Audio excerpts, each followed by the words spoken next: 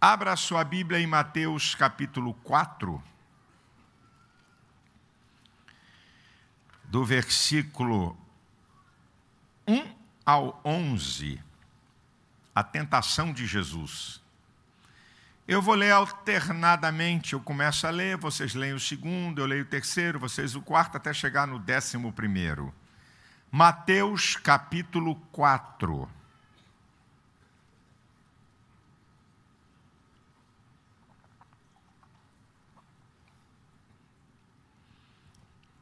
Então foi conduzido Jesus pelo Espírito ao deserto para ser tentado pelo diabo.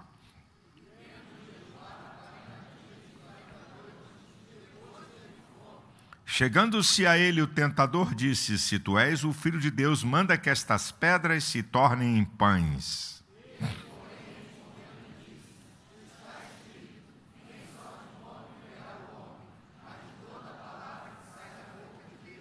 Então o diabo o transportou à cidade santa e o colocou sobre o pináculo do templo e disse-lhe: Se tu és o Filho de Deus, lança-te daqui para baixo. Eu já estou lendo para a passagem de vocês?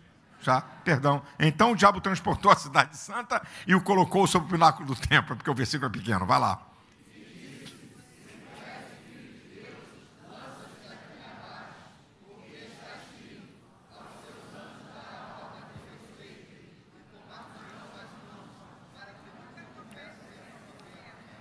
Disse-lhe Jesus também: está escrito, não tentarás o Senhor teu Deus.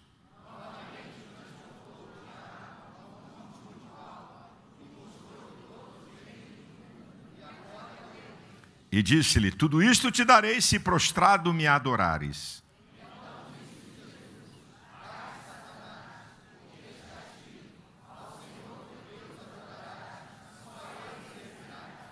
Então o diabo deixou, eis que chegaram os anjos e os serviram. Eu vou falar de um assunto que todos nós, do crente mais santo que tenha no planeta Terra, do crente mais cheio do Espírito Santo que possa ter o planeta Terra, seja pastor, seja ovelha, todos nós passamos por isso. Eu vou falar sobre vencendo as tentações. Quem aqui precisa vencer? Ainda bem que eu não estou sozinho. Eu levantei minha mão porque eu também preciso. Porque tem gente que pensa que pastor não é tentado, né? Eu não sei, o pessoal tem umas ilusões, mas não é por causa de você, não. É pelo mau exemplo de gente que vem para o microfone e passa a imagem de Superman Gospel. Sabe? Aí você olha para o cara que está pregando e diz assim: meu Deus, será que um dia eu chego no dedinho mindinho desse cara? De tão poderoso, de tão santo, de tão transcendente, né? E não é nada disso. Todos nós sofremos isso. E eu quero trazer uma palavra para que você seja um vencedor sobre as tentações. A primeira coisa, né, eu vou fazer algumas considerações sobre a tentação, é a gente definir o que é tentação.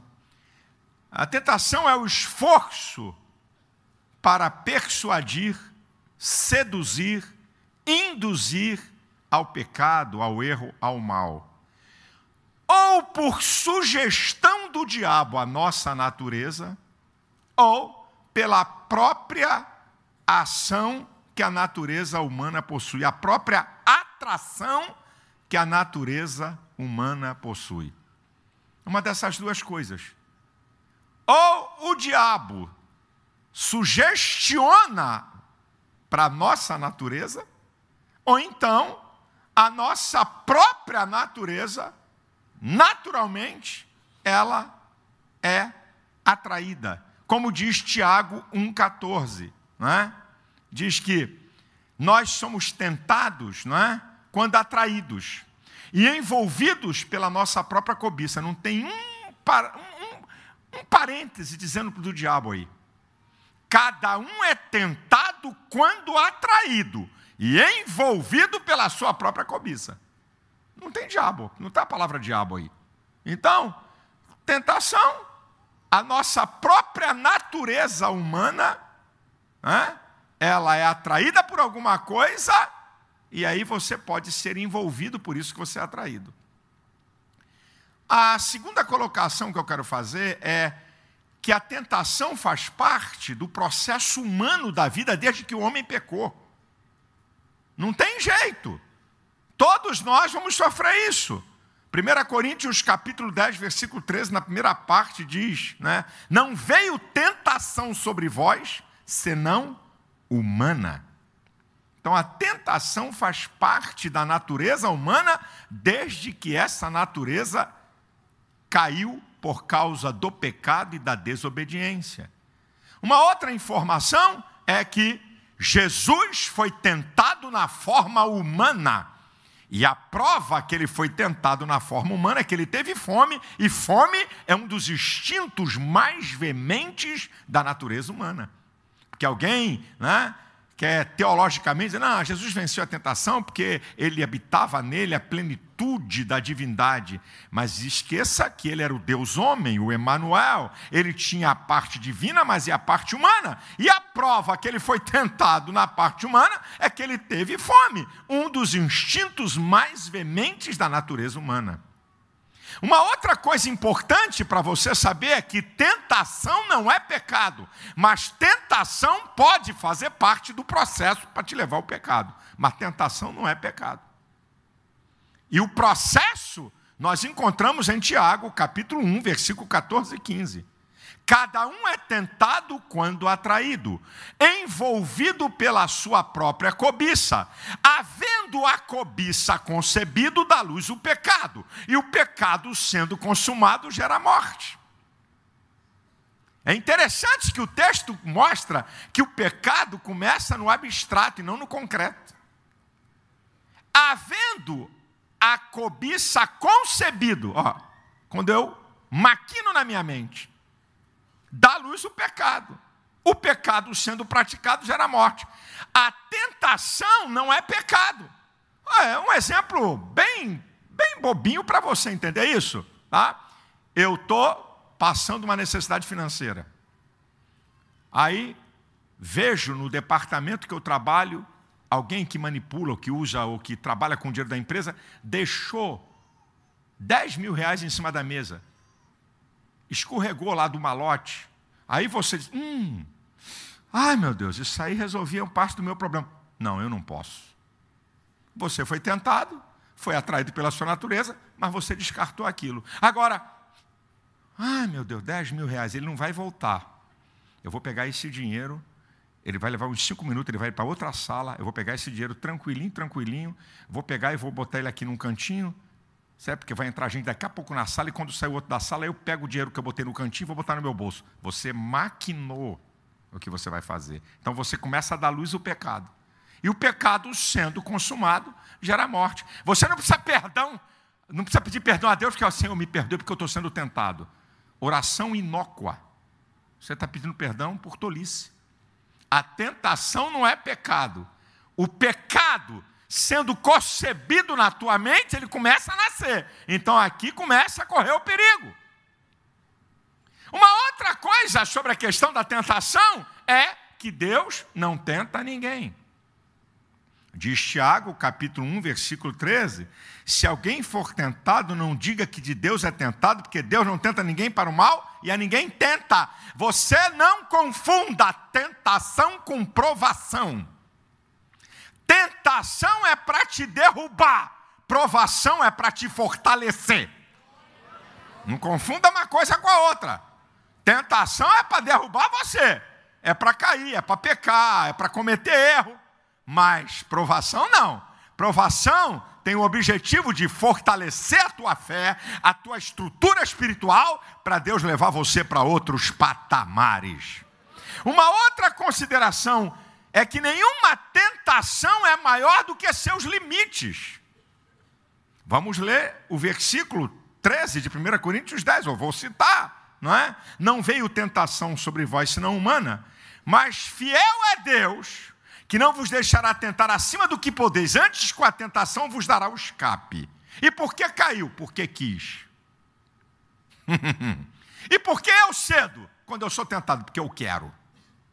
Não estou nem falando de você, estou falando de mim. Por que eu cedo? Porque eu quero, porque eu creio na Bíblia. Você crê na Bíblia?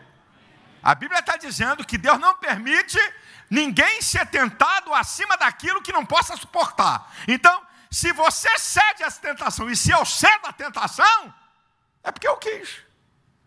É uma decisão da minha vontade. Não tem nada a ver com Deus, porque Deus diz, olha, o problema é seu aí, viu? Se vira aí, resolve. Deus está criando um princípio. Eu não permito ninguém ser tentado, meu povo ser tentado. A carta é escrita para a igreja. Eu não permito que meu povo seja tentado acima do que ele pode suportar. Significa então que quando eu cedo, é porque eu decido ceder.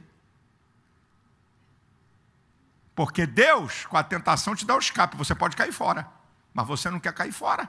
Eu também não quero, muitas vezes, então eu acabo pecando. Você e eu temos que ter isso em alerta. Não se esqueça, a natureza humana é fraca porque ela não está sujeita à lei de Deus. Paulo escreve isso em Romanos 8:7. Você tem que entender, você não pode confundir, aqui é que está um problema. Você pode ser um crente cheio do Espírito Santo, você pode ser um crente que tem uma vida santa, mas a sua natureza continua fraca. É aqui que muita gente se enrola. Você pode ser um crente cheio do Espírito Santo, você pode ser um crente que tem uma vida santa, mas a sua natureza continua fraca. Daqui a pouco eu mostro um personagem aqui, en passant, para você entender isso, da Bíblia. Bem, deixa eu mostrar para você também algumas estratégias que Satanás usou para tentar derrubar Jesus, para derrotar Jesus. Ele continua usando a mesma coisa. Ele usa as mesmas estratégias, certo? Algumas delas que nós podemos observar nessa tentação que ele utiliza para tentar derrotar Jesus. A primeira delas é que Satanás, quando ataca, ataca com força total. Satanás não mandou nenhum príncipe dele para tentar Jesus, ele pessoalmente estava lá. Então, não pensa que Satanás vem brincar com uma coisinha, um cafezinho aqui, uma aguinha com açúcar aí, tá? Não, ele vem com força total para me derrubar e te derrubar. Você pode ter certeza disso. 2, Satanás ataca no deserto. Deserto indica isolamento e lugar de dificuldade. Vai na tipologia para você ver, bíblica.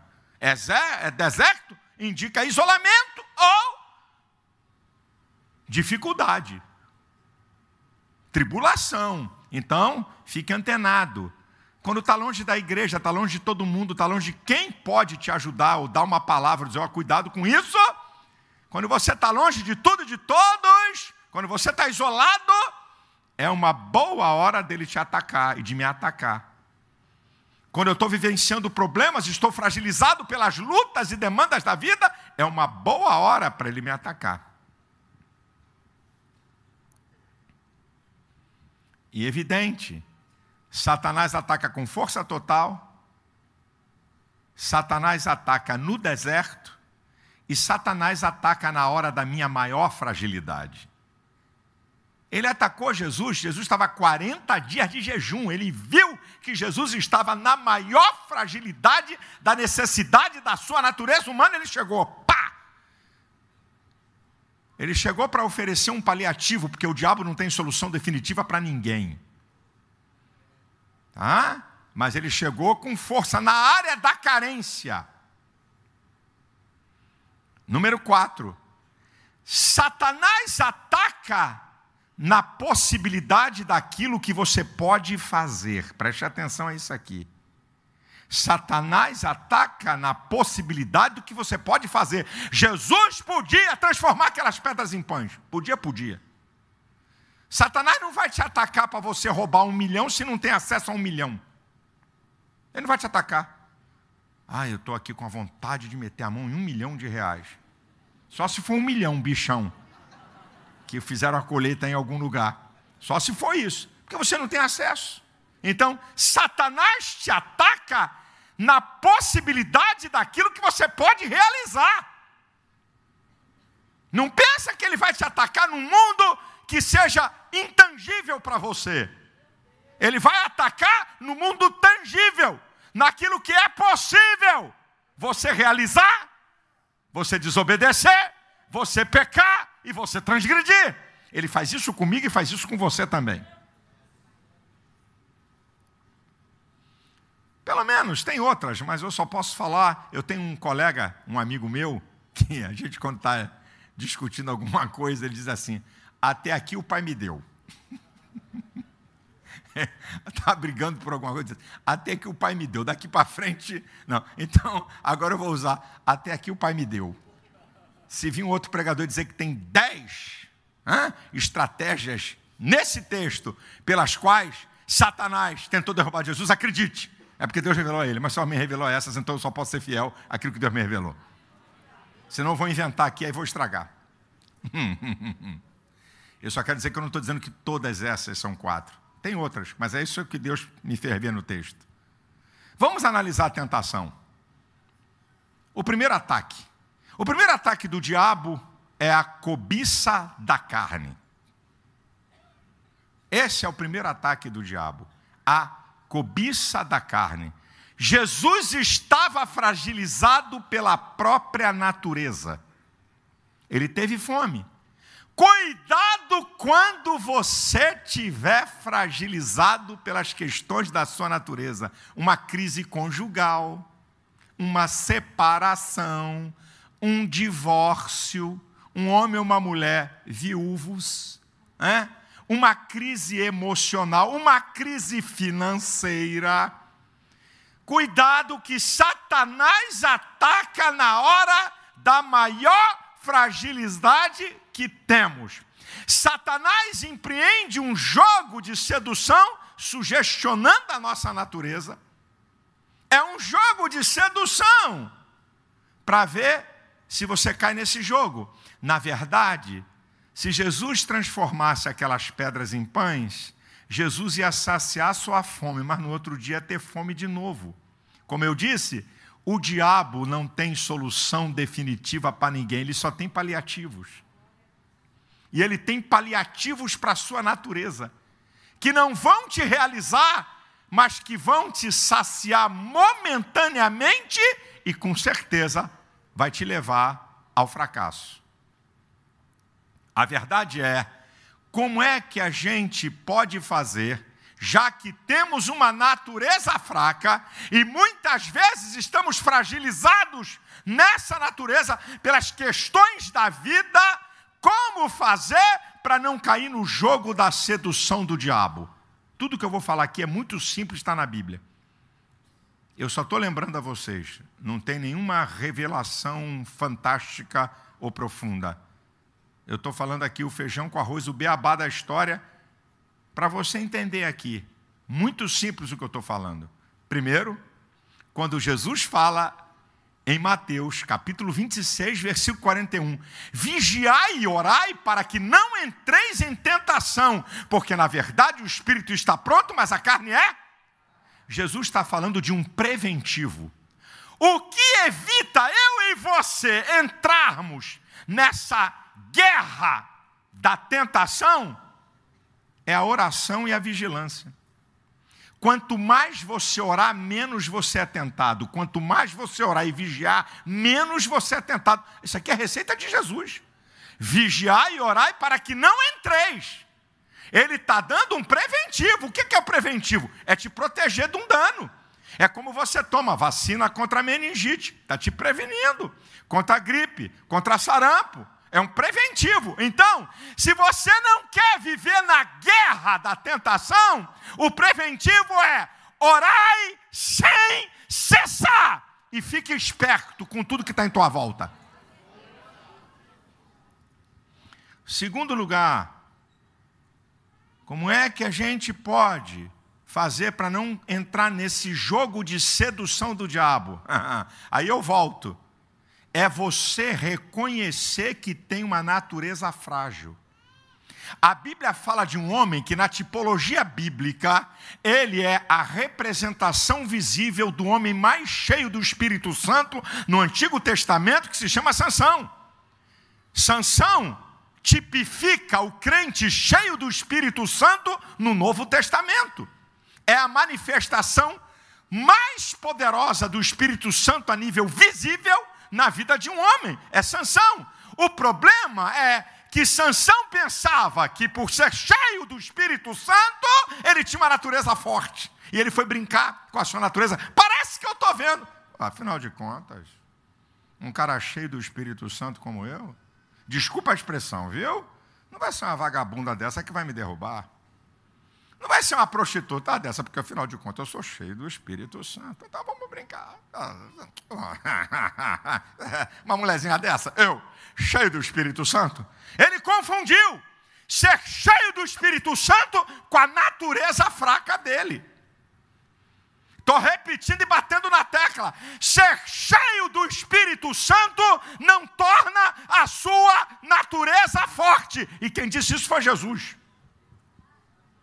Vigiai e orai para que não entreis em tentação, porque na verdade o espírito está pronto, mas a natureza humana, isso é, a carne, é fraca. Reconheça, porque quando você reconhece, você evita. Quando você acha que não, nada, isso aqui eu resolvo, isso aqui eu faço, você está no precipício. Epa, não, deixa eu afinar minha viola, a saída pela direita, porque o bicho vai pegar aqui, não vai dar para mim não. Vou quebrar minha cara nesse troço, eu tenho que cair fora. O que você tem que fazer para não cair, não entrar nesse jogo de sedução? 1 Coríntios 10, 12 diz, quem está em pé, cuide para que não caia. Cuida da tua vida e para de tomar conta da vida dos outros. Cuida da tua vida, meu filho.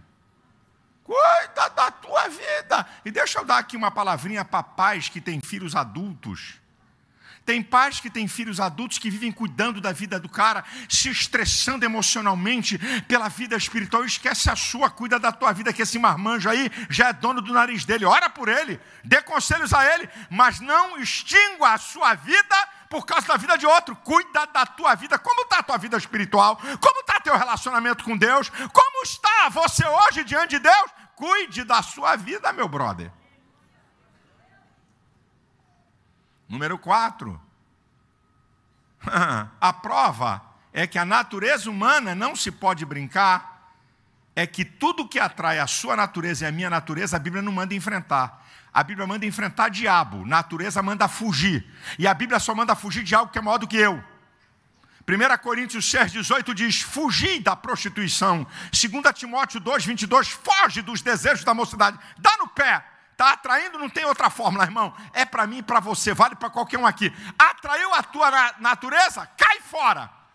Está atraindo você? Cai fora. Sai de perto. Sai de perto. Sai de perto. Eu tenho que fazer, meu irmão. Eu não estou pregando para você, gente. Eu estou pregando para mim. Primeiro eu estou pregando para mim. Eu já disse aqui para vocês, eu não prego para os outros, eu prego para mim. A receita não é para vocês, a receita é para mim. Foge. Cai fora, porque se você encarar, vai quebrar a cara.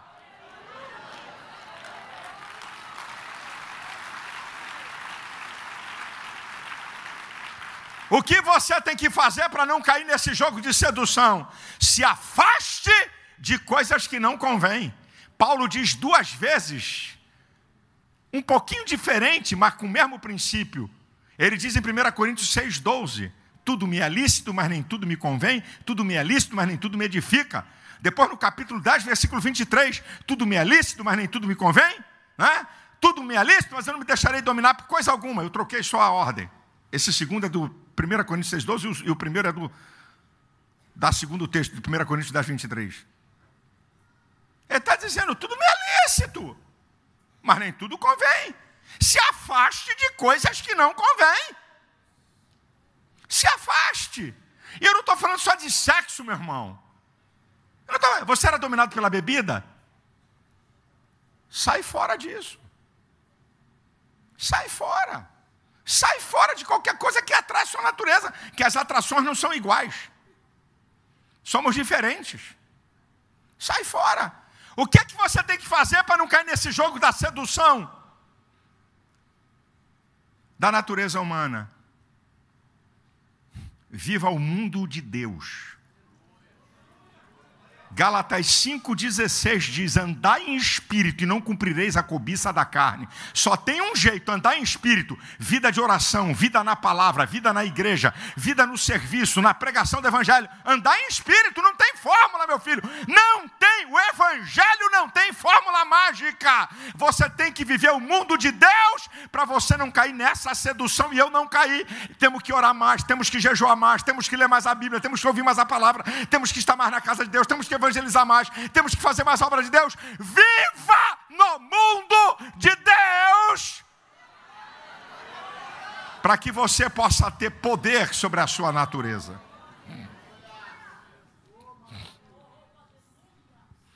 O primeiro ataque é a cobiça da carne. O segundo ataque, a soberba da vida. O diabo pega Jesus, leva para o pináculo do templo e diz: olha, lança-te daqui para baixo, porque está escrito que dará ordem aos teus anjos para que não tropeces em pedra alguma. Jesus responde para ele: também está escrito, não tentarás ao Senhor teu Deus. Depois eu vou mostrar como é que Jesus vence a tentação.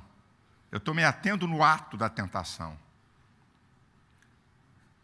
Você sabe o que o diabo está dizendo para Jesus? Preste atenção a isso aqui. Mostra quem você é. Mostra que você tem poder. Mostra que você é melhor do que os outros. Mostra que você prega bem. Mostra que você canta bem. Mostra que quando você está atuando em algum departamento da igreja, a coisa vai de vento em popa. Mostra. Mostra que você é super crente. Mostra que você ora mais do que os outros, que jejua mais do que os outros. Mostra. Então aprenda. Quando usamos o poder de Deus, que não seja para a glória de Deus, mas para mostrar quem somos, Jesus classificou isso como tentar a Deus. Usar o poder de Deus, que não seja para Ele ser glorificado, mas para mostrar que você tem poder, teologicamente, Jesus está classificando que isso é tentar a Deus. Não, porque quando eu prego o fogo cai. Se eu não pregar, o povo sai da igreja triste. Se eu não tiver, o povo pergunta por mim. Porque, afinal de contas, esse cara sou eu. Se eu não estiver naquele setor da igreja, a coisa não acontece.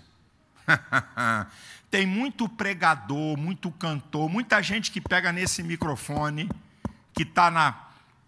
As pessoas que falam com plateias, como eu, não estou acusando ninguém, eu estou fazendo uma constatação do perigo de você querer mostrar alguma coisa usando o poder de Deus. Quando alguém usa o poder de Deus, que não seja para ele ser glorificado, mas para mostrar que você é o cara, eu expulso o demônio, mando o demônio deitar, agora fica de pé, dá cambalhota, vai para trás, vai para frente, se encurva, ri, cala a boca, chora. Olha aí, tá vendo? Olha aqui, ó, aí, ó. Agora, para trás, mão para frente, mão para cima, de joelho, levanta, deitado. Para que essa palhaçada? Não está mostrando o poder de Deus, está mostrando que tem poder sobre o capeta. Porque para mostrar o poder de Deus, diz: sai dele em nome de Jesus.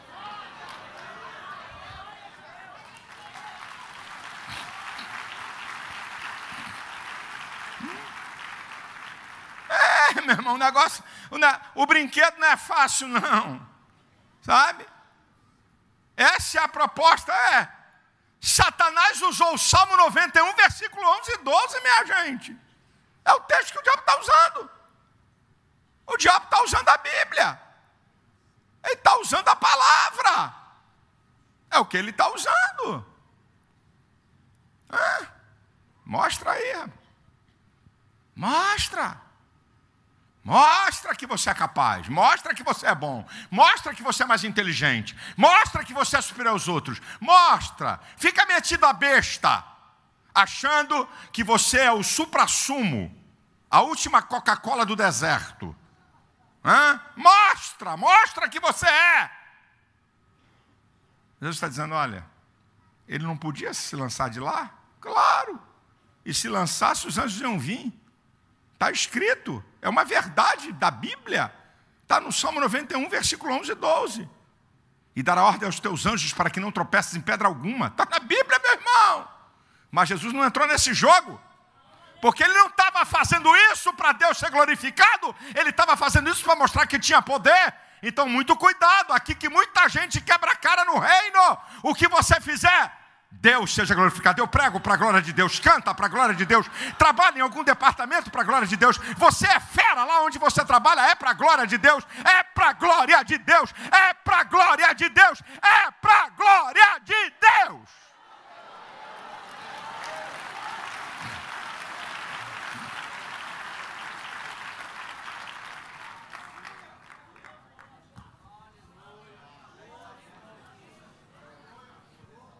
Agora, deixa eu fazer algumas considerações aqui sobre o ataque à soberba da vida, à autossuficiência humana.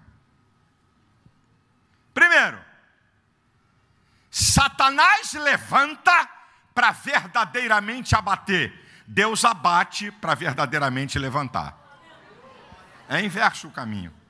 O diabo, vai lá, você é o cara, rapaz. Você é bom, primeiro degrau, continua. Não tem ninguém igual a você. Se não for você, essa igreja não anda mais um degrau, vamos lá. Rapaz, você é fantástico, rapaz. Você tem uma liderança que o pastor reconhece. Toma mais um degrau, vamos embora. Você é fenomenal, rapaz. Tu é mais inteligente da tua família, muito espetacular. Mais uma. Chegou no topo, chegou aí, vapo, bum. Agora Deus faz ao contrário. Olha o que Paulo diz em 2 Coríntios capítulo 12, a partir do versículo 9. Porque sinto prazer nas fraquezas, nas necessidades, nas perseguições, nas injúrias, nas angústias por amor de Cristo, porque quando eu estou fraco, então eu sou forte. Olha o que Paulo está dizendo, né? Deus abate, é injúria, é calúnia, é difamação, é necessidade, é angústias por amor de Cristo, mas é nessa hora que você está sendo amassado, é que o poder de Deus está se aperfeiçoando em você. Você está tendo estrutura para reconhecer que depende de Deus e que sem Deus tu não faz nada. É nessa hora, o diabo levanta para verdadeiramente abater e Deus abate para verdadeiramente levantar. Número 2, vamos aprender com Paulo, que diz em Romanos 12:16, não ambicioneis as coisas altas, mas acomodai-vos às humildes. Se você não tem estrutura para estar num lugar alto, não queira esse lugar. Paulo não está dizendo que você não deva desejar conquistar coisas grandes. Paulo está dizendo que você não queira uma coisa maior do que a tua capacidade.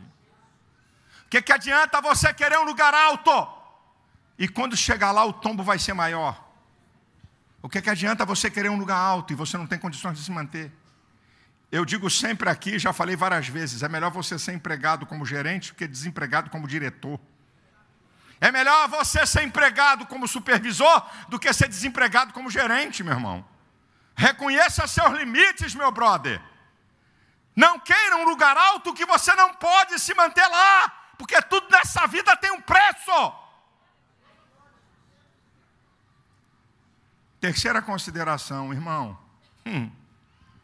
O diabo nos ataca no nosso próprio mundo espiritual. O diabo levou Jesus para o pináculo do templo. 70 metros de altura, 150 metros de altura do Vale de Cedron. O lugar mais destacado, mais alto do templo. E usa o Salmo 91. O templo e a palavra. Olha onde o chifrudo está atacando.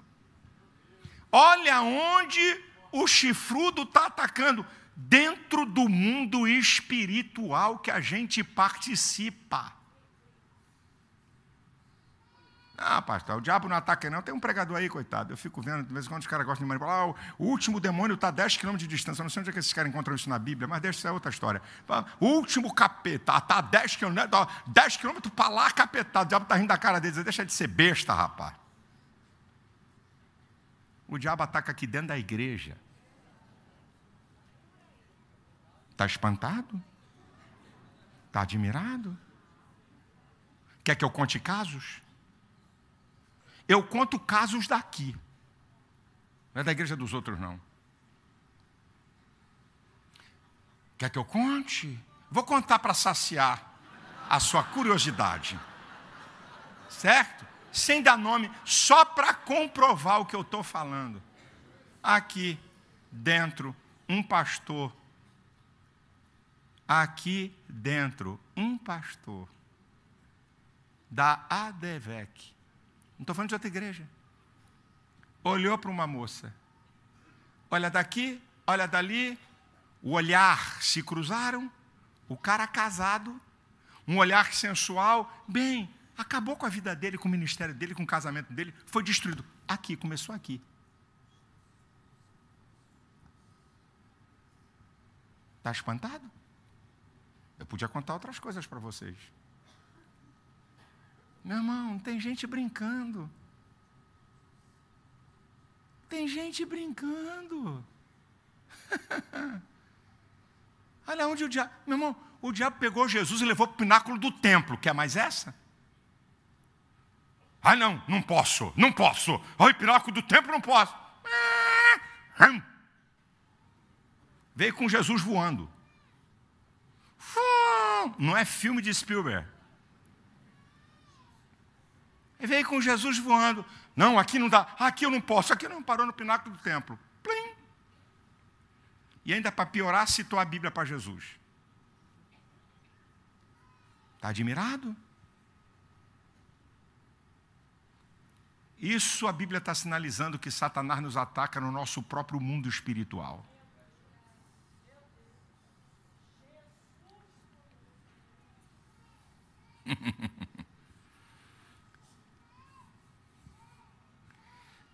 Vamos ao terceiro ataque. Satanás transporta Jesus para um alto monte e mostra todos os reinos do mundo e a glória deles. E na narrativa de Lucas, do capítulo 4, diz que em um momento mostrou a glória dos reinos do mundo.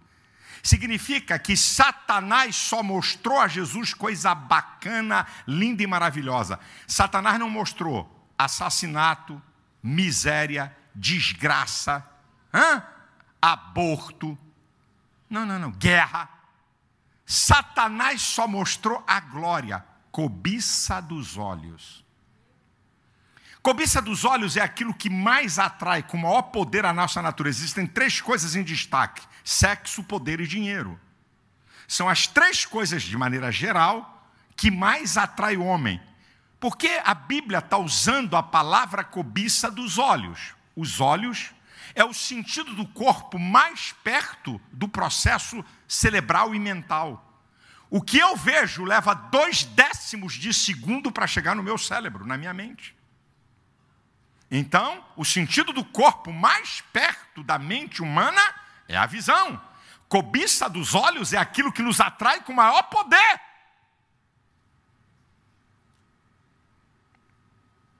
O que é que Satanás está dizendo para Jesus? Ele está dizendo algumas coisas com isso. Se prostrado me adorares, tudo isso te darei. Primeiro o diabo está dizendo para Jesus, tem um caminho mais fácil. Eu vou te perturbar, eu vou tentar te matar, eu vou te perseguir, mas a gente pode acabar com isso aqui agora, ó. É só isso aqui, ó. Vocês repararam que não tem tempo? O diabo não disse, tudo isso te darei se me adorares 10 horas. Tudo isso te darei se me adorares por um dia. Tudo isso te darei se prostrados me adorarem. Ó, isso aqui é um ato de 1 segundo ou 2, que eu estou demonstrando uma adoração a alguma coisa, se eu quiser fazer isso, diante de uma imagem, diante de uma pessoa. Você vê que Satanás não limita tempo. Satanás só quer uma brecha.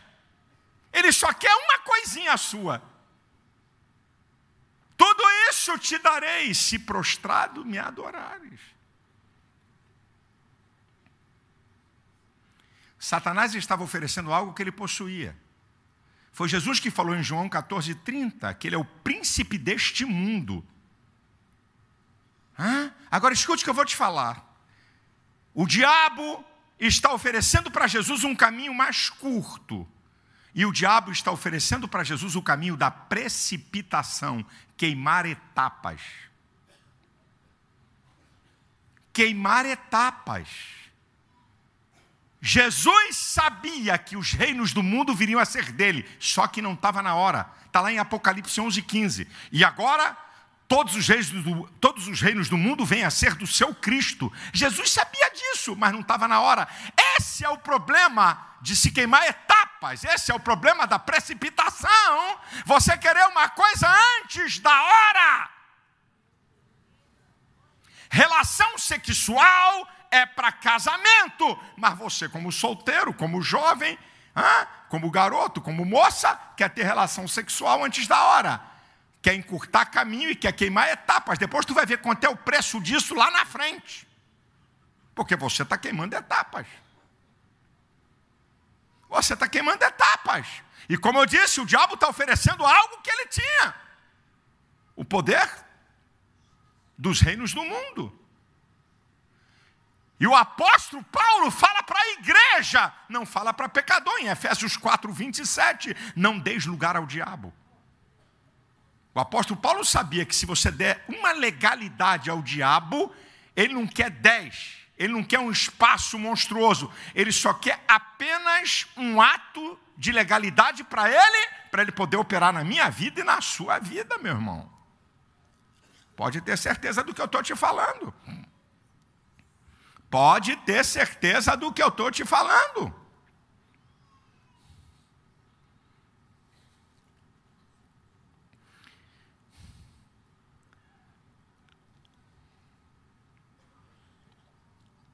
Vamos aprender com Jesus? Jesus diz em João 2,4: mulher, ainda não é chegada a minha hora. Mateus 26:45, agora é chegada a minha hora. Tudo tem uma hora, tudo tem um tempo. Espera a hora, calma. Vai ser bom, vai ser maravilhoso, mas na hora certa. Fora de hora, você pode estar empreendido num jogo que o diabo quer te derrubar. Agora eu vou para a penúltima questão aqui. Por que Deus permite a tentação?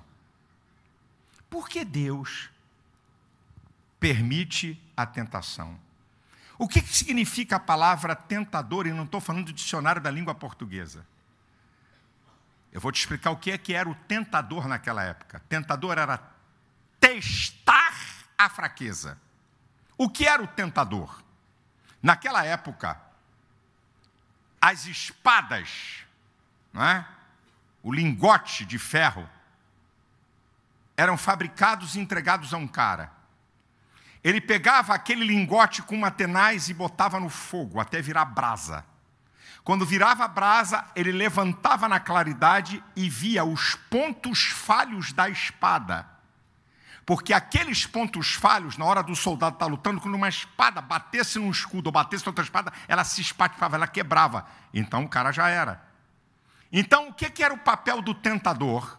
Ele pegava a espada, botava no braseiro, com uma tenaz, levantava, via os pontos fracos, botava na água, botava em cima de uma banca, vinha com um tipo de marreta e no lugar fraco, bum, bum, bum, voltava de novo com aquele lingote, botava no fogo para virar brasa, levantava de novo, via onde tinha mais um ponto fraco, passava pela água, voltava para a banca, pegava um tipo de marreta e, naquele lugar fraco, bum, bum, bum.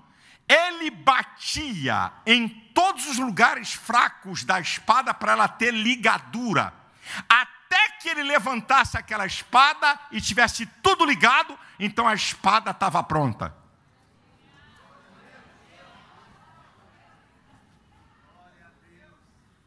Irmão, o diabo é empregado de Jeová. Olha o que é o tentador. Vai lá no lugar fraco. Bum, bum. E você resiste. Ligadura. Aí o diabo vem, outro lugar fraco seu. Bum, bum. Mas você não cede, você não cai. Meu irmão, meu amado irmão, igreja de Jesus.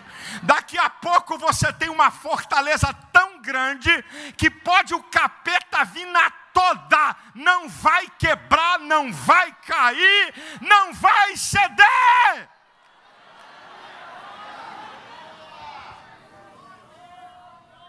Esse era o papel do tentador. Não é à toa que a Bíblia chama o diabo de tentador, testar a fraqueza. Testar a fraqueza para fortalecer o ponto fraco.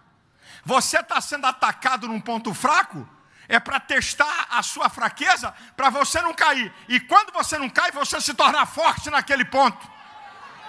E aí Deus permite em outro lugar, e você é tentado de novo, e aí você vence, e você se torna forte. E vai a vida inteira esse processo, e você vai crescendo em fortaleza e em poder, para não cair no jogo do diabo.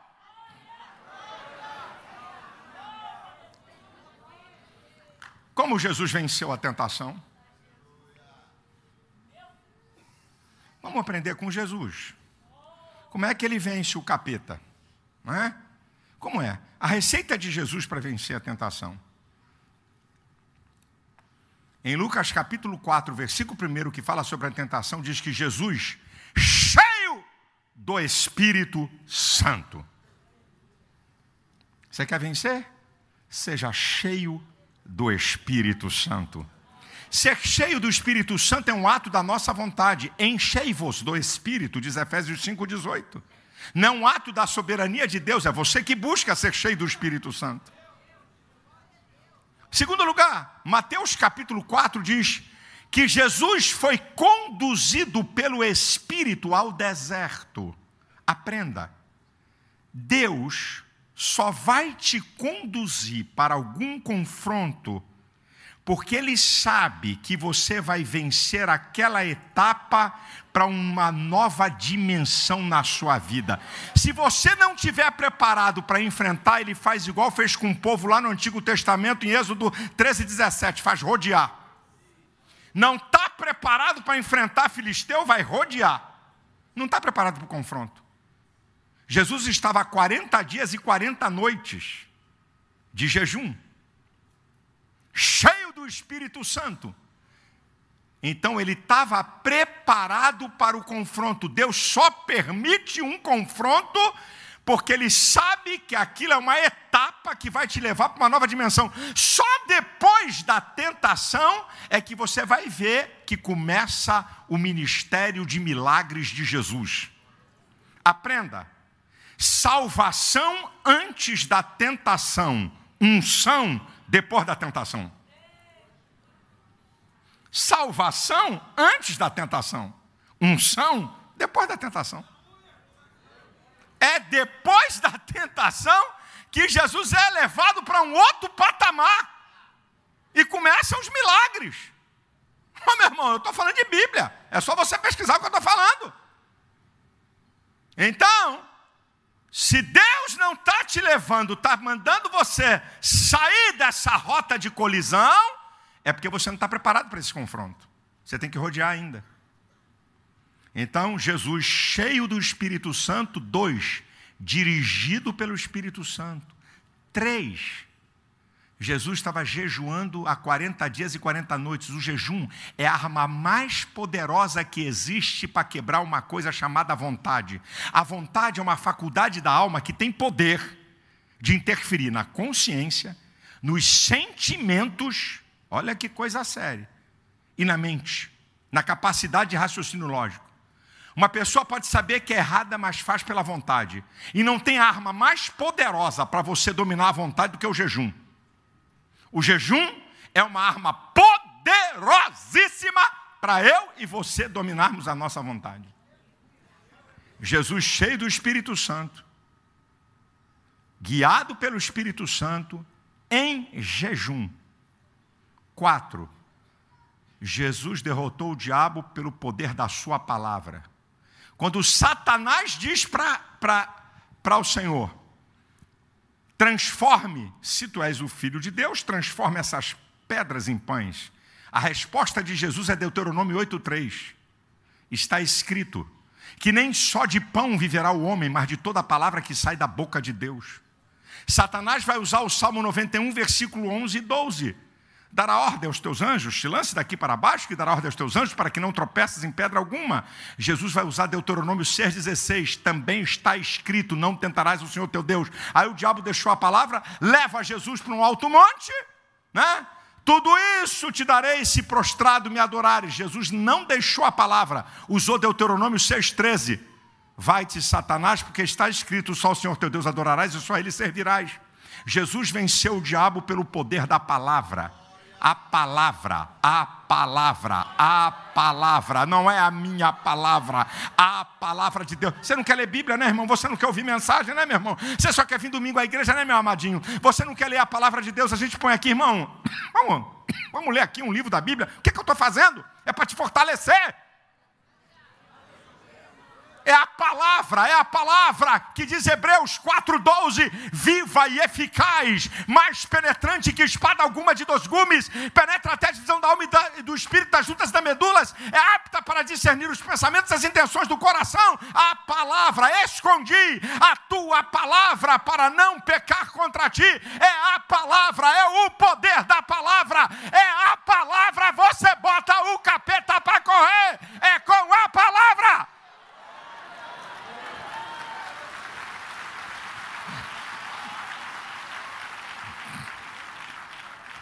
Como é que Jesus venceu?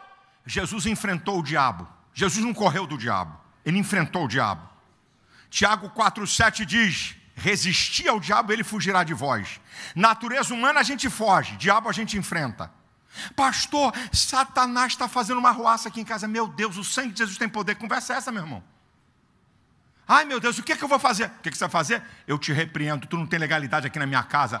Tira a pata da minha família, tira essa pata do meu casamento, eu te repreendo. Foi o que Jesus fez. Jesus enfrentou e Jesus o repreendeu. Ele não enfrentou com lógica humana, ele não enfrentou com um pensamento positivo, ele enfrentou com a palavra. Diga para o diabo, enfrenta ele. Ei, essa casa pertence a Deus, a minha família é de Jesus, tu está repreendido, eu te repreendo. Tu não vai destruir meu filho, tu não vai destruir minha filha, tu não vai destruir meu casamento, tu não vai destruir isso que Deus construiu. Como é que Jesus derrota o inimigo? Jesus não permite que o diabo tenha a última palavra.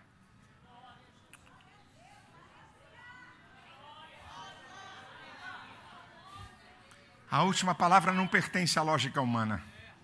A última palavra não pertence à opinião dos outros. A última palavra na nossa vida é Deus, é Deus, é Deus. A última palavra é Deus, a última palavra é Deus, a última palavra é Deus. A última palavra na minha vida e na sua vida é Deus.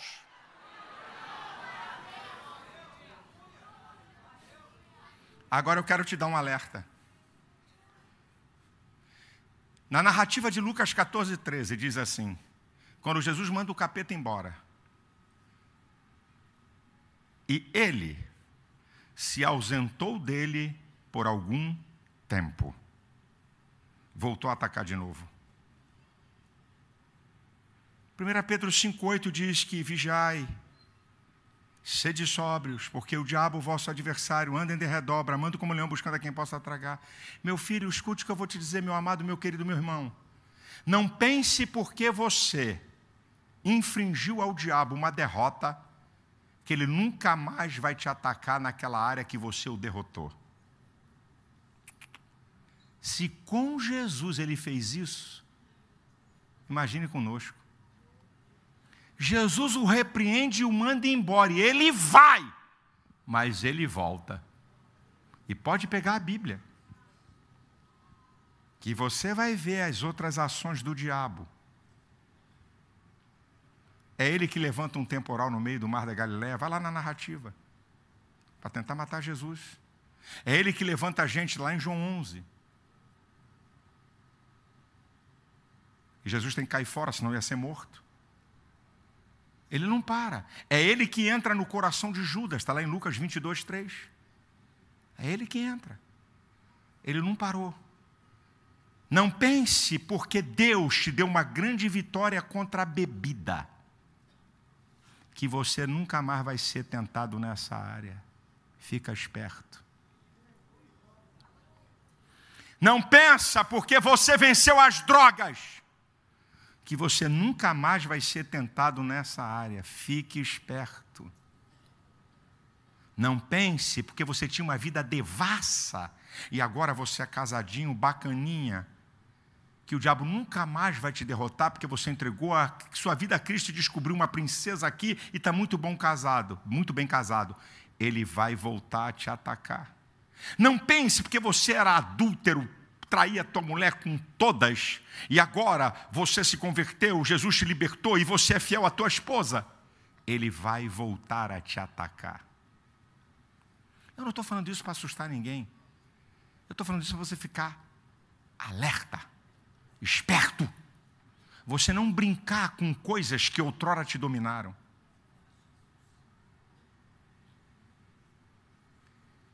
Irmão, quem não é tentado? Bem, se alguém diz que não é tentado, não dá nem para me classificar como maluco, porque até maluco é tentado.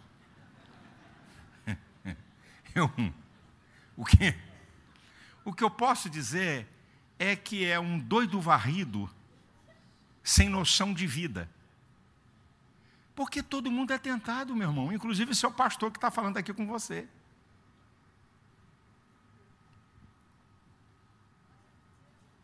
E você é tentado em várias áreas, irmão. Não é só questão de sexo, não. Você quer ver? Presta atenção que eu vou te falar aqui uma historinha minha, porque eu não vou contar a história de vocês, vou contar a minha. Eu era evangelista, pastor Santos, o pastor da igreja. Meu ministério arrecadava 10 vezes mais do que a renda da Assembleia de Deus da Penha. Eu era 1000 vezes mais conhecido que o pastor Santos. Eu pregava no Brasil, no exterior, pregava fiz grandes cruzadas. Eu pregava mais do que ele me dava mais oportunidade do que ele. Esse ouvidinho aqui ouviu muitos dizerem: Malafaia, tu está atrasando teu ministério, cara.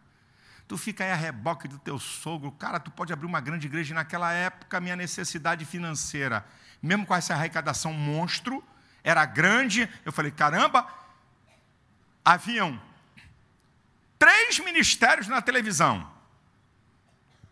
Macedo com uma igreja por trás, grande. R.R. Soares com uma igreja por trás, grande. No meio dos gigantes, o pigmeu aqui. Sem igreja nenhuma.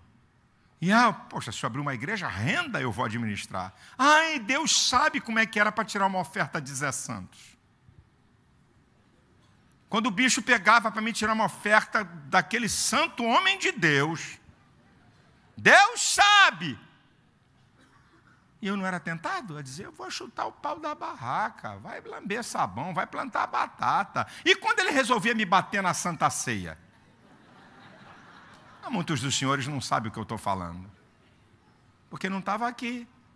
Está aqui, o Dilton está aqui, ri porque lembra de fatos. E ainda o Dilton me dizia: é contigo essa. E era comigo porque de vez em quando ele citava meu nome literalmente. Você quer ver? Vou contar. Ele gostava de mostrar, porque era uma verdade da vida dele. O pastor veio de muita dificuldade.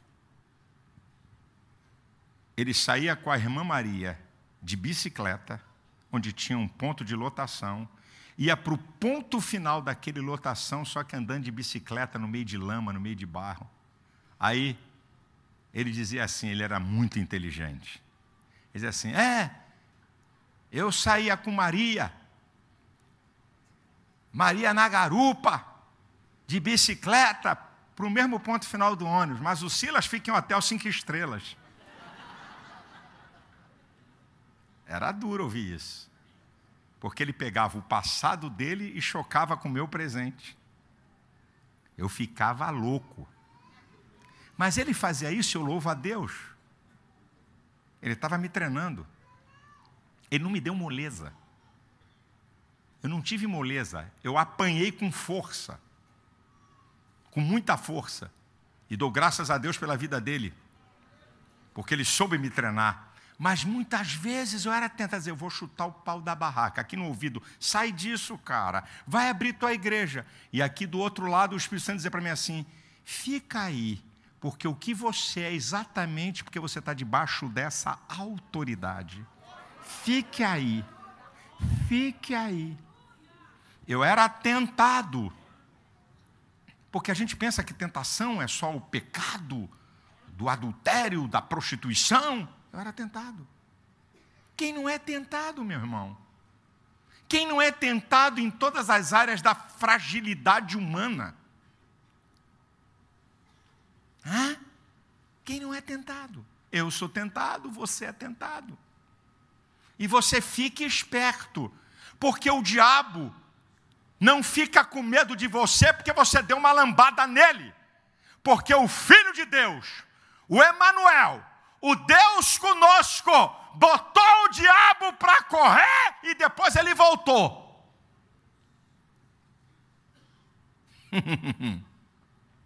E eu e você? Não fique satisfeito, não baixe guarda, porque você conquistou uma grande vitória contra o diabo. Ao contrário, fique atento, porque ele vai vir na toda. Não estou te ameaçando, eu estou te dando uma instrução de alerta, baseado na palavra. Mas fique tranquilo com uma coisa. Quando Jesus botou o capeta para correr, diz a Bíblia que imediatamente vieram os anjos do Senhor e o serviram. Eu quero declarar para você, meu irmão, depois de vitórias contra o poder do mal, contra a força do mal, vai ter bonança, vai ter alegria, vai ter paz, vai ter festa, vai ter vitória. Ei, meu filho, porque a tua vida não é apenas de ser tentado e viver num mundo de um jogo de perseguição, porque você não é videogame. Eu quero declarar que vem tempo de paz, vem tempo de vitória, vem tempo de alegria, vem tempo de bonança. Mas se prepare, não baixe a guarda, fique atento, porque você é mais do que vencedor.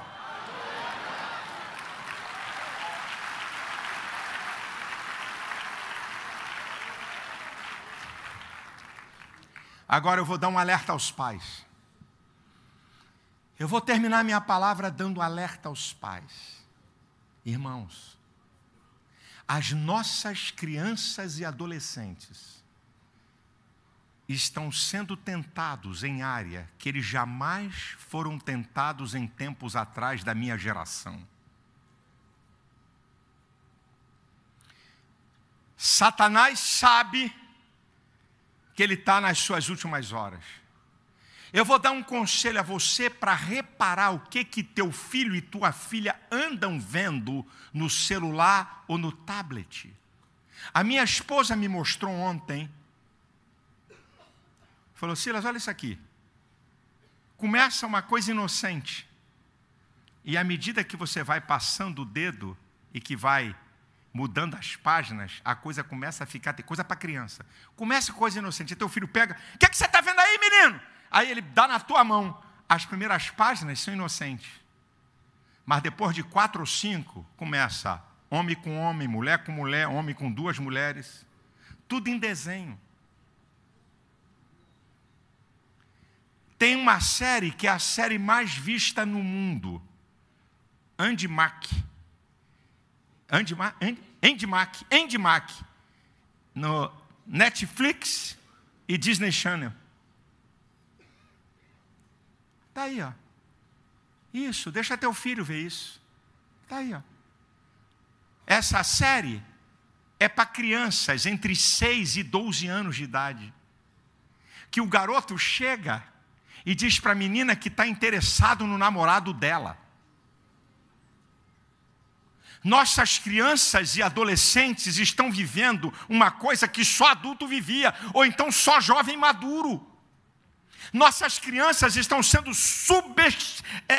submetidas a um processo de tentação que elas não estão preparadas psicologicamente, emocionalmente e espiritualmente para suportar. Significa que vão ceder facilmente, porque a área do impulso delas não está formado. E você então imagina qual vai ser a catástrofe moral daqui a alguns anos. Quando as pessoas não souberem o que é limite e fazerem tudo achando que é normal, e isso está na tua casa, você que é filho de Deus e que tem mente de Cristo, e desculpa, e que é um pai naca, que não olha o que o teu filho, a tua filha, adolescente ou criança, pega essa porcaria desse telefone e desse tablet, passa o dedo nessa droga, para tu ver o que eles estão vendo, meu irmão.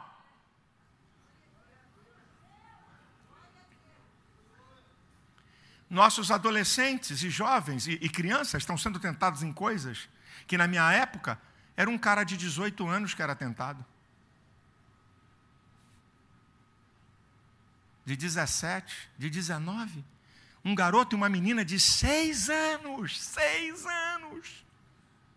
E aquilo que eu falei, o que os teus olhos vê, 0,2 de segundo para chegar no cérebro. O ser humano é um ser social, vive de modelos de imitação. Por que você está vendo uma proliferação de práticas homossexuais? Por quê, meu irmão? Porque o ser humano vive de modelos de imitação, então vê tudo. O gay no programa humorístico, que você acha que não tem problema, você começa dando gargalhada daquilo que você era para ter indignação, não pela pessoa, mas pela prática. Porque a pessoa nós amamos, a prática nós abominamos. Então a gente começa a rir. Sujeitamos nossos filhos. Eles estão sendo tentados em áreas que você só foi tentado depois de uma certa idade, e que um moleque de 6, 7, 8 anos está sendo tentado. Isso é muito sério, e o Espírito Santo está me usando aqui para alertar.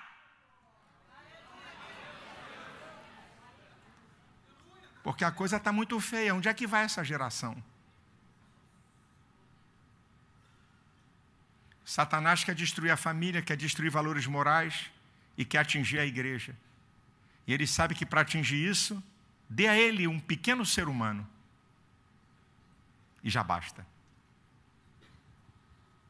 A criança é como uma esponja que está sugando tudo que vem no mundo para ela. A criança, quanto menor for, ela não sabe diferenciar entre informação, sugestão e ordenança. Ela recebe tudo como uma coisa só. Isso aqui é ciência que eu estou falando para você. Tome cuidado, irmão. Você que tem filhos menores, você que tem filhos aí juniores, tome cuidado. Você tem filhos adolescentes, está debaixo do teu teto, está debaixo da tua autoridade. Salvai-vos dessa geração perversa. O Espírito Santo tem me incomodado um bocado sobre isso. Eu preguei aqui no último domingo, no Congresso Jovem, sobre geração forte. O que está acontecendo? E que a igreja pode estar com esse mundo, pode estar virado cabeça para baixo. Esse mundo pode estar na maior desgraça moral, onde abundou o pecado, superabundou a graça de Deus. A graça de Deus sempre será maior. Não tome conta apenas da sua vida, mas tome conta da vida daqueles que você tem que tomar conta. Porque a criança está sujeita aos pais. Que o Senhor me guarde, que o Senhor te guarde, que possamos vencer, que possamos ser vitoriosos, que você possa vencer tudo aquilo que quer te derrubar e te jogar para baixo, tudo aquilo que quer destruir teu relacionamento com Deus, que assim seja comigo também, que eu também possa vencer, que eu também oro, que eu também busco e que possamos ser vencedores. Eu estou aqui falando para uma igreja de vencedores. Busca Deus, priorize Deus. Você vai ter poder. O que Deus tem para falar com o seu povo nesse tempo de crise? Eu queria informar primeiro que eu não sou o dono da verdade absoluta. A única verdade absoluta é a palavra de Deus. Todas as verdades relativas que nós falarmos e a nível do mundo espiritual, nós temos que submetermos à palavra de Deus. Eu também não sou o único que tenho revelação. Não estou aqui para dizer isso. Mas eu quero falar aquilo que Deus colocou no meu coração, como coloca outras palavras no coração de muitos pastores e líderes no Brasil. Eu quero ler, vamos abrir aí a Bíblia, se você está em casa, na boa aí, né, na poltrona, né? Abra a Bíblia em Lucas capítulo 21, versículo 25 a 28, é a primeira leitura. Lucas capítulo 21, do versículo 25 ao 28. Diz assim a palavra do Senhor. E haverá sinais no sol, na lua e nas estrelas, e na terra angústia das nações, em perplexidade pelo bramido do mar e das ondas, homens desmaiando de terror na expectação das coisas que sobrevirão ao mundo, porquanto as virtudes do céu serão abaladas. Então verão o Filho do Homem numa nuvem com poder e grande glória. Ora, quando estas coisas começarem a acontecer, olhai para cima, levantai as vossas cabeças, porque a vossa redenção está próxima. Vamos a um outro texto de Mateus capítulo 24. Mateus capítulo 24, versículo 36 e 37. Evangelho de Mateus capítulo 24. Porém, daquele dia e hora ninguém sabe, nem os anjos do céu, nem o Filho, mas unicamente meu Pai. E como foi nos dias de Noé, assim também será a vinda do Filho do Homem. Na verdade, eu vou argumentar muito pouco. Eu vou usar a Bíblia, a palavra de Deus que eu creio que é viva e eficaz, que é a verdade de Deus. Eu vou usar a Bíblia. Eu creio que Deus quer falar algumas coisas para o seu povo nesse tempo de crise. Número 1, o que Deus quer falar com o seu povo em tempo de crise? Não tenham medo. Creia, confia em mim. Essa é a primeira coisa que Deus quer falar com o seu povo. Creia, confia em mim. Em Marcos capítulo 9, versículo 23, Jesus fala uma coisa muito importante. Se tu creres, verás a glória de Deus. Se tu crer, tudo é possível que crê.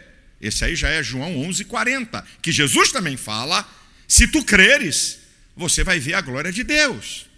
Hebreus 10:38 diz que o justo viverá da fé, e se ele recuar, a minha alma não tem prazer nele. A palavra de Deus diz em 2 Coríntios 5:7 que nós não vivemos por vista, mas por fé. Nós vivemos no sobrenatural e não no racional. A fé é transcendente. E a palavra de Deus também diz em 1 Pedro capítulo 1, versículo 7, que a nossa fé, a prova da nossa fé, muito mais preciosa do que o ouro que perece. Olha, muito mais preciosa, se ache em louvor, glória e honra na revelação de Jesus Cristo. Então, meu irmão, creia. Creia no teu Deus, creia que Ele te guarde, creia que Ele tem o domínio de todas as coisas. Agora, quando nós estamos falando e essas palavras estão ligadas, creia, confia em Deus. Sabe o que é confiar? É perder o controle. É você deixar outro ter o controle. O Salmo 37:5 diz, 37 versículo 5, entrega o teu caminho ao Senhor, confia nele e o mais Ele fará.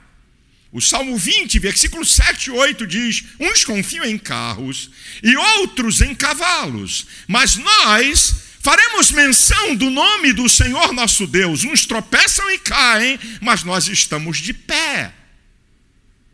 Querido, isso é a palavra de Deus. O Salmo 125 diz que os que confiam no Senhor serão como o monte de Sião, que não se abala, mas permanece para sempre. Assim como os montes estão à roda de Jerusalém, assim o Senhor está em volta do seu povo. Quem confia em Deus não é abalado por nada. Eu estou citando a Bíblia, eu estou citando a palavra de Deus. Provérbios 3:5 diz: confia no Senhor de todo o teu coração e não te estribes no teu próprio entendimento. Creia, confie. Deus está no controle da tua vida ou não? Quem é que está no controle? Que Deus é esse que é só para ser cantado e para bater palma e apenas para ler a Bíblia teoricamente? Creia, confie, confie e creia que nenhum mal te sucederá e que nem praga alguma chegará na tua casa, na tua vida. O que é que Deus está falando para o seu povo nesse tempo? Não tenham medo. Não tenham medo. Eu creio que Deus está falando isso. Quando Deus dá uma palavra para Josué, no capítulo 1 de Josué, que Josué estava com medo danado, porque assumiu uma responsabilidade que ele podia até morrer. 3 vezes no capítulo 1 do livro de Josué, Deus vai dizer para Josué: Josué, não tenha medo, ser forte e corajoso. Ser forte e corajoso, é você que tem que ser. Isso é de você. Depois nós podemos ver em Números capítulo 13, capítulo 14, quando os espias voltaram, os 12 espias, diz a Bíblia que 10 espias fizeram derreter o coração do povo, mais de 2 milhões de pessoas, por uma notícia negativa, má, quebrando toda a promessa de Deus. Tudo aquilo que Deus tinha prometido, eles estavam desconsiderando. Aí chega Josué e Caleb e diz: olha, não temais, o Senhor está conosco. Você sabia que Josué e Caleb, leia a Bíblia, quase foram apedrejados por causa dessa palavra? Pelo povo de Deus, não é por ímpio não. E se a glória do Senhor não aparecesse, eles iam ser mortos apedrejados. Parece que eu estou vendo esse filme nos dias de hoje. Porque está falando para o povo crer. Crê nas promessas de Deus, crê na sua palavra, crê que Deus está com você. Não tenha medo. Não tenha medo, meu filho. Querido, você está assustado, você está com medo de alguma coisa? Filipenses 4:6 diz uma coisa muito interessante. Não estejais inquietos por coisa alguma. Antes, as vossas petições sejam em tudo conhecidas diante de Deus pelas orações e súplicas com ações de graça. Fale para Deus. Você está ficando perturbado? Você está emocionalmente abalado? Fale com Ele. 1 Pedro 5:7 diz: lançando sobre Ele toda a vossa ansiedade, Ele tem cuidado de vós. E quando Jesus diz em Mateus 6:22 e 23, se os teus olhos forem bons, o teu corpo terá luz. Se os teus olhos forem maus, o teu corpo vai ser tenebroso. E o Salmo 101:3 diz: não porei coisa má diante dos meus olhos. Olha o que a Bíblia está falando e o que a ciência mostra. A visão é o sentido do corpo mais perto do cérebro humano. O que você vê leva 0,2 de segundo para chegar na tua mente e no teu cérebro. O que você vê. Fica vendo só desgraça, só desastre. Há 2 dias que eu não vejo jornal nenhum de televisão. Deleto todo o zap de terrorismo sobre coronavírus. Você está se contaminando. Se os teus olhos forem bons, vai refletir no teu corpo. Se os teus olhos forem maus, vai refletir no teu corpo, querido. Olha o que é que você está vendo. Olha onde você está botando os teus olhos, que está destruindo as defesas do teu organismo, porque o medo é um veneno, e eu tenho repetido isso em vários vídeos, contra as defesas do organismo humano, e não tem remédio para combater coronavírus. Então o teu estado emocional é fundamental nessa hora, e Deus está dizendo para você: não tenha medo, eu sou o teu Senhor, eu não te deixarei, nem te desampararei. Que Deus é esse, minha gente? Que você está tremendo, que você está com medo. João capítulo 14, versículo 1, o Senhor diz uma coisa: não se turbe o vosso coração, crede em Deus e crede também em mim. Sabe o que significa essa palavra? Não seja desequilibrado emocional. Não perca o seu equilíbrio emocional. Crede em Deus e crede também em mim. Ei, o nosso Deus é o guarda de Israel. Israel, é a igreja, está lá em Gálatas 6,16, você é a igreja, esse Deus é o teu guarda, não tenha medo, o Senhor dos exércitos está com você, o Deus de Jacó é o nosso refúgio. O que é que Deus está falando para o seu povo? Ah, meu filho, o que é que Deus está falando para o seu povo? Escuta isso aqui: se quebrantem, se arrependam, se convertam. Nesse tempo Deus está dizendo isso para muita gente: se quebrantem, arrependem-se, se convertam. Deixa eu ler um texto célebre que está em 2 Crônicas capítulo 7, do versículo 13 ao 15. E se eu cerrar os céus e não houver chuva, ou se ordenar aos gafanhotos que consumam a terra, ou se enviar a peste entre o meu povo, e se o meu povo que se chama pelo meu nome se humilhar e orar e buscar a minha face e se converter dos seus maus caminhos, então eu ouvirei dos céus e perdoarei os seus pecados e sararei a sua terra. Agora estão abertos meus olhos e atentos meus ouvidos à oração desse lugar.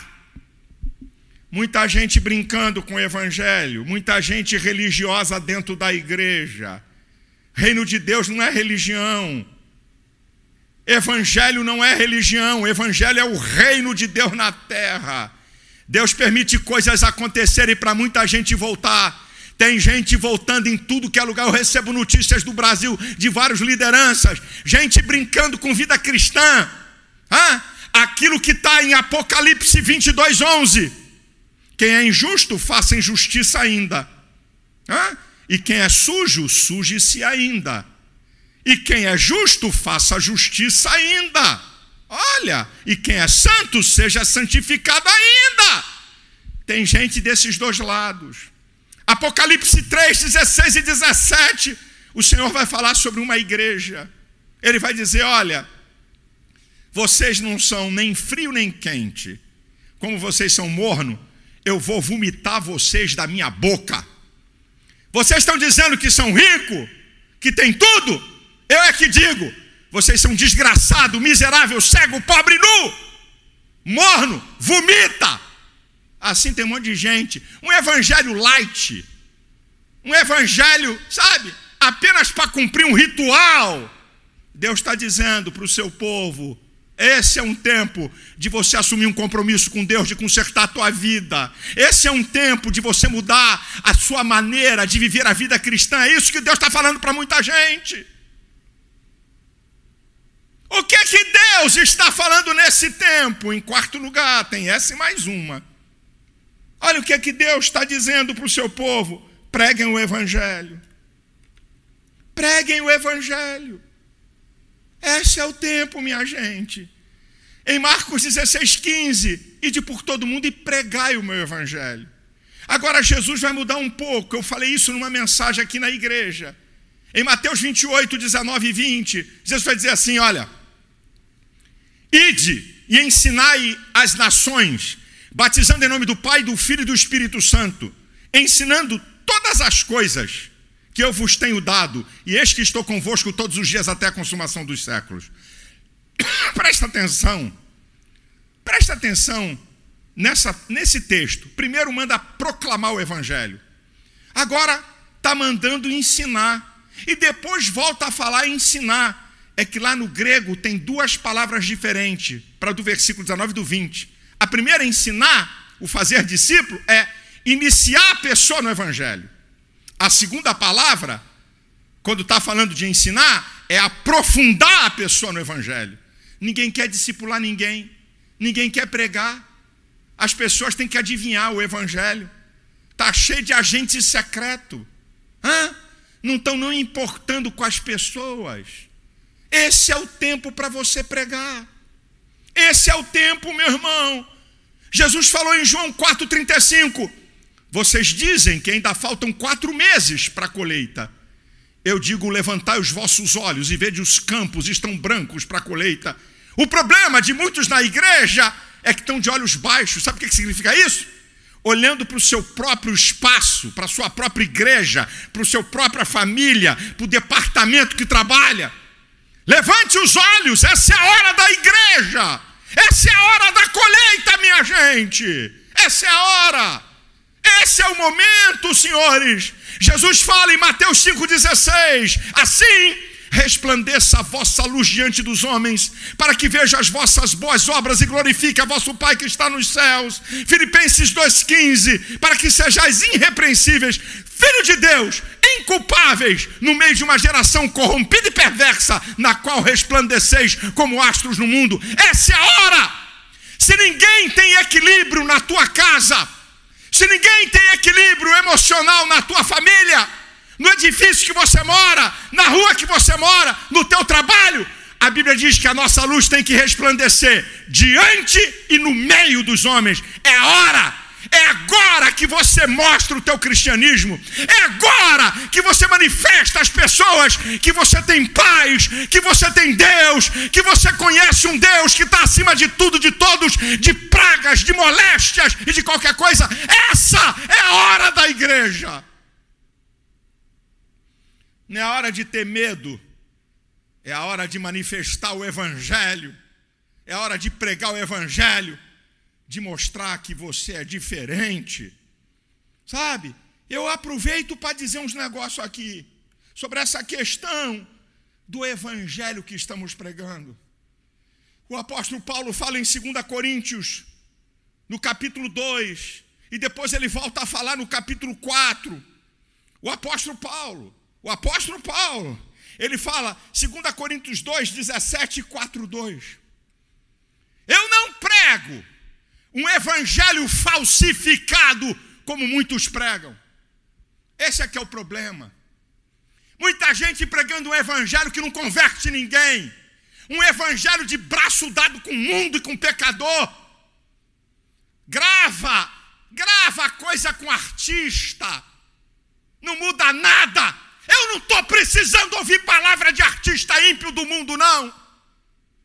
Eu estou precisando ouvir palavra de Deus, de gente de fé, de gente que tem compromisso com Deus.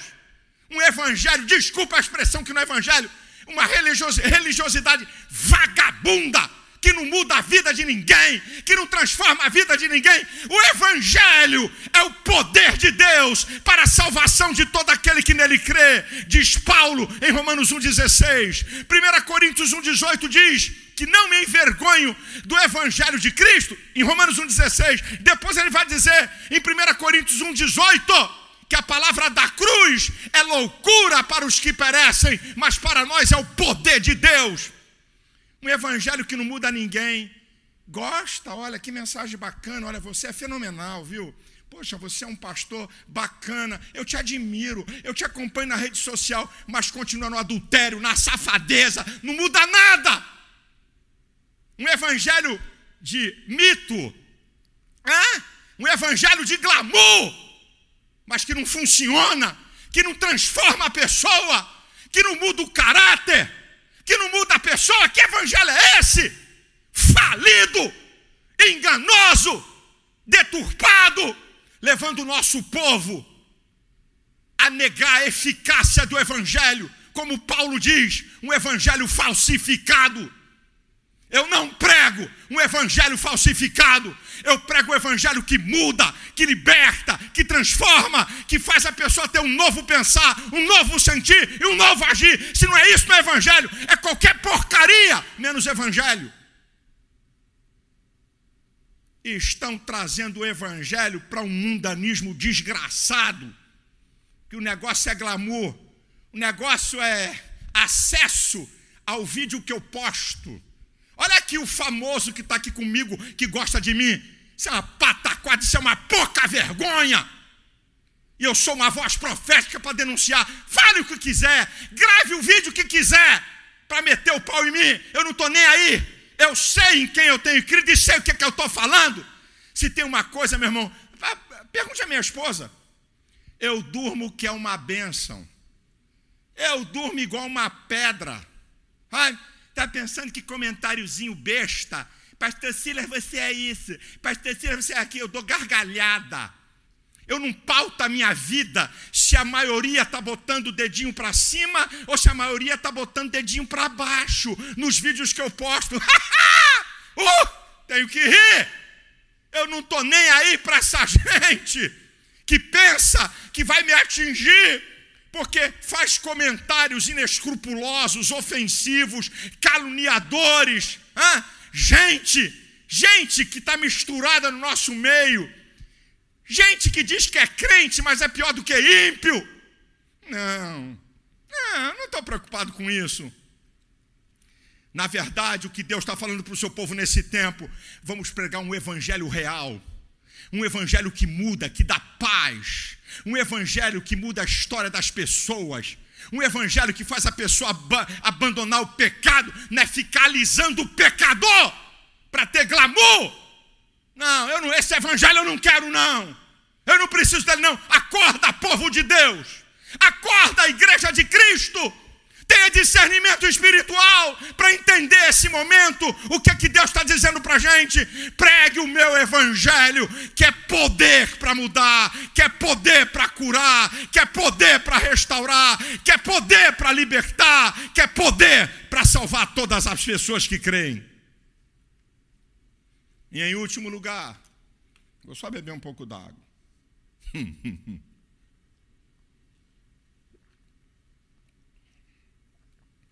O que é que Deus está falando para a sua igreja nesse tempo de crise? Primeiro, creia, confie. Segundo lugar, não tenham medo. Terceiro lugar, se arrependem, se quebrantem, se convertam. Quarto lugar, preguem o meu evangelho. E em quinto lugar, e aqui eu termino a última parte da minha palavra. O que é que Deus está falando nesse tempo? O que é que Deus está dizendo para a sua igreja? Se preparem, eu vou voltar. Se preparem, eu vou voltar. É o que Deus está falando. Vamos ler o texto aqui que eu citei? Olha o texto. Haverá sinais no sol e na lua, nas estrelas. Na terra, angústias das nações, em perplexidade pelo bramido do mar e das ondas. Lembra-te tsunami? Aqui, está aqui. Agora vem mais, versículo 26. Homens desmaiando de terror, na expectação das coisas que sobrevirão ao mundo. O que está acontecendo hoje? Pânico generalizado. Está na Bíblia, senhores.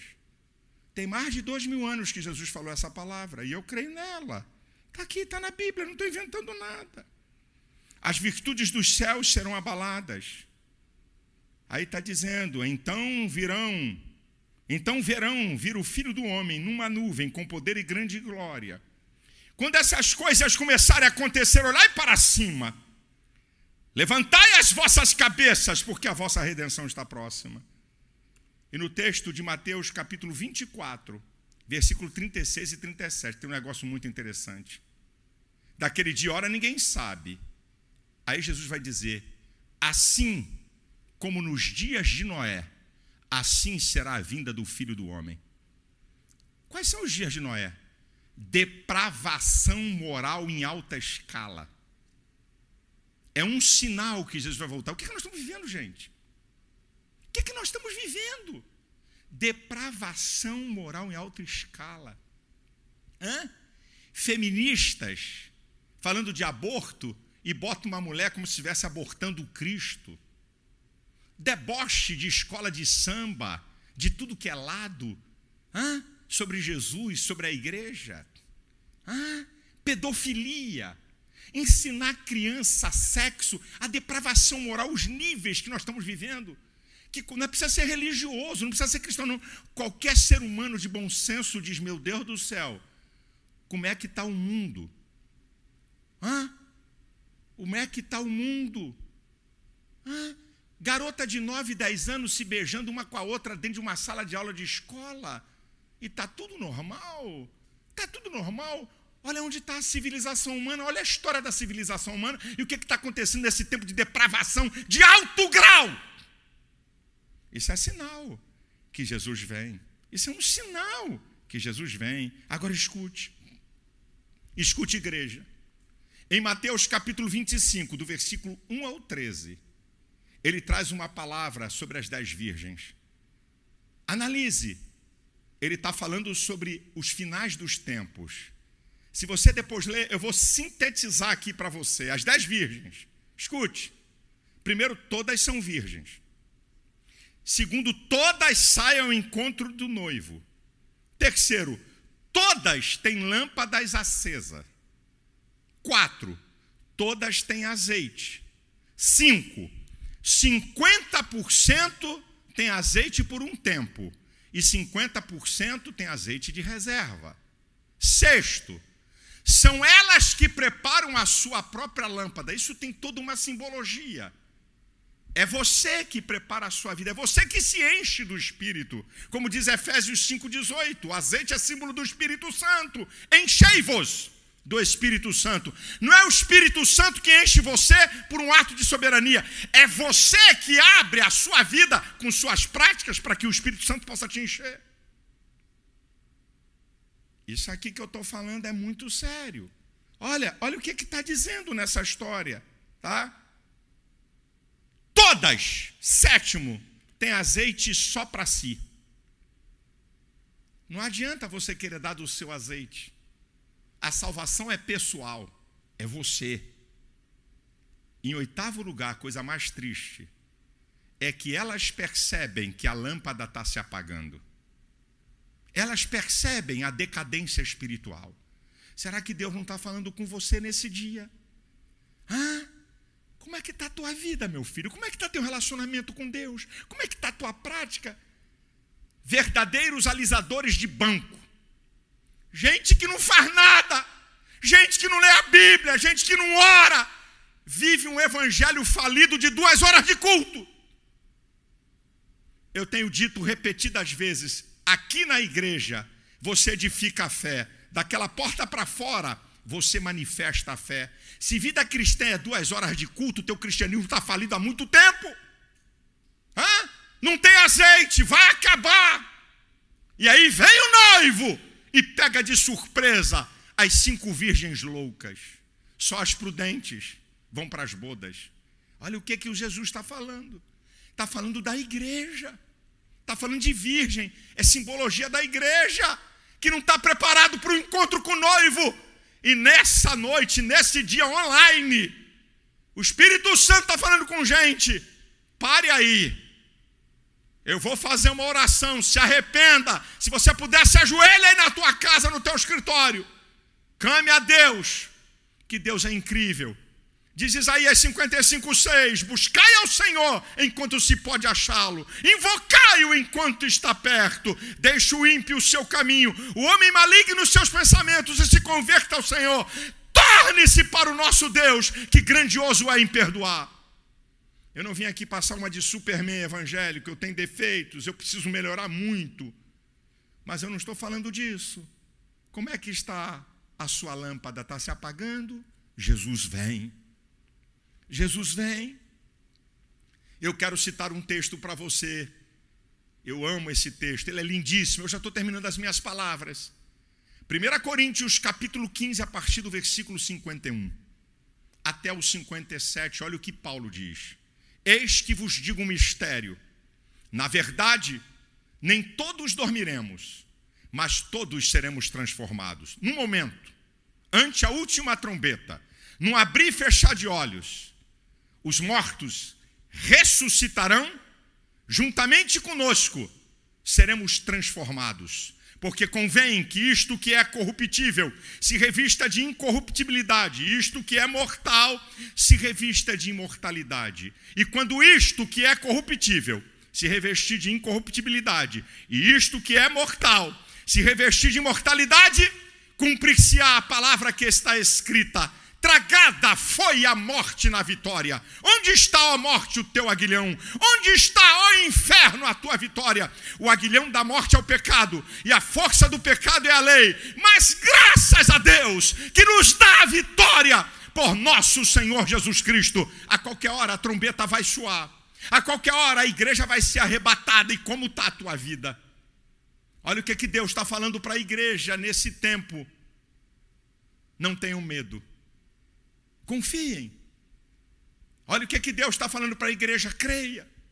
Olha o que Deus está falando para a igreja. Se convertam, se arrependam, se quebrantem. Olha o que Deus está falando para a igreja. Preguem o evangelho. Olha o que Deus está falando para a igreja. Se preparem, porque eu vou voltar. Sabe por que eu estou citando versículos da Bíblia? Não é para dizer que eu conheço o versículo da Bíblia. Eu preciso aprender muito mais e conhecer muito mais a Bíblia. Mas sabe por quê? Porque a Bíblia diz em Romanos capítulo 10, versículo 17, que a fé vem pelo ouvir, e ouvir a palavra de Deus. Você pode ter fé de maneira sobrenatural. Quando você ouve a palavra, o Espírito Santo age para você ter fé. E nessa hora, eu quero orar. Eu quero orar por você que está afastado. Eu quero orar por você que está aí, até criticou, ou vive me criticando, vive falando, mas hoje você quer entregar a sua vida a Cristo. Eu quero orar por você. Eu creio que no tempo do caos e da crise, meu Deus é especialista em transformar caos em bênção. E eu quero fazer uma oração. E depois, aqui no encerramento, eu vou fazer uma oração com todos vocês, que eu vou pedir para você repetir a minha oração de concordância, que nós vamos fazer. Mas essa é uma oração. Fale com Deus. Diga, Senhor, perdoe meus pecados. Entre na minha vida. Eu quero ter uma experiência contigo. Use suas palavras. Senhor, no nome de Jesus. Gente que está afastada, está voltando agora. Quem somos nós para julgarmos pessoas? Gente que tem fome de Deus e nessa hora reconhecem que precisam de Ti e que estão entregando sua vida a Cristo. Ó meu Deus, que sejam transformadas, que sejam libertas, que sejam mudadas pelo poder do Teu Evangelho. Eu declaro salvação, bênção e vitória, em nome de Jesus. Amém e amém. Eu quero informar que terça-feira eu vou transmitir aqui uma mensagem. Quando vem a tribulação, o que fazer? 19 horas. Muito, muito importante o que eu quero transmitir para você. Está aí, se você aceitou a Cristo, bota de novo na tela. Você pode sinalizar por aí. Se você está voltando para Cristo, está aí. Tá? advec.org/eu aceito a Jesus. Se você quiser, diga para a gente orar por você. Aproveite também para dizer para o povo da ADVEC, entrem aí no Telegram. É um canal onde eu falo, transmito muitas coisas. Tá? advec.org/Telegram, ou aí no QR Code na tela, tá? advec.org/Telegram. Ainda está na tela? Sobre a pessoa que quer aceitar a Cristo? Isso, tá? Se você quiser, eu entrego minha vida a Cristo, não é? advec, é isso aí? advec.org/Eu aceito a Jesus. Entra, coloque seu nome aí. Se você está voltando para Cristo, se você está aceitando a Cristo, põe aí que nós vamos orar por você. E eu quero fazer uma oração para a gente terminar aqui. Eu quero que você repita. Jesus falou em Mateus capítulo 16: tudo que é ligado na terra será ligado no céu, se 2 ou mais concordarem. Assim será feito por nosso Pai que está nos céus. A minha oração vai ser paulatina, e você vai repetindo aí na sua casa. É uma oração paulatina, tá? Para que a gente tenha concordância. Vamos lá? Eu falo, você fala, eu falo, você fala. Deixa eu beber um pouco d'água, que a goela está seca. Vamos lá então? Repita essa oração. Nosso Deus e nosso Pai, estamos na Tua presença, no nome de Jesus. Concordamos, como diz a Tua palavra, e Tu vela em fazer cumprir a Tua palavra. Nós concordamos que esse mal, essa praga, para deixar toda a autoridade sem entender nada, perplexa, todas as previsões caiam por terra, no nome de Jesus. Nós concordamos que o Brasil não vai entrar em caos econômico. Nós concordamos que Deus vai dar uma saída para a nossa nação. todas as previsões catastróficas, nós repreendemos em nome de Jesus. E em nome de Jesus, nenhum mal me sucederá, nem praga alguma chegará na minha casa. Assim seja. Amém. Eu vou terminar essa transmissão só lembrando a você. Eu vou colocar um vídeo amanhã, eu quero que você assista. Eu estou 100% certo. Nada como um dia após o outro. É muito importante você assistir esse vídeo, que vão estar em todas as minhas redes sociais e aqui também no advec.org. Deus proteja a vida de cada um. Deus guarde a casa de cada brasileiro. Você, que é povo de Deus, você está coberto com o sangue de Cristo. Creia nas promessas da palavra de Deus. A graça de nosso Senhor e Salvador Jesus Cristo, as consolações do Espírito Santo e o grande amor de Deus esteja com você, a tua casa e a tua família, em nome de Jesus. Amém.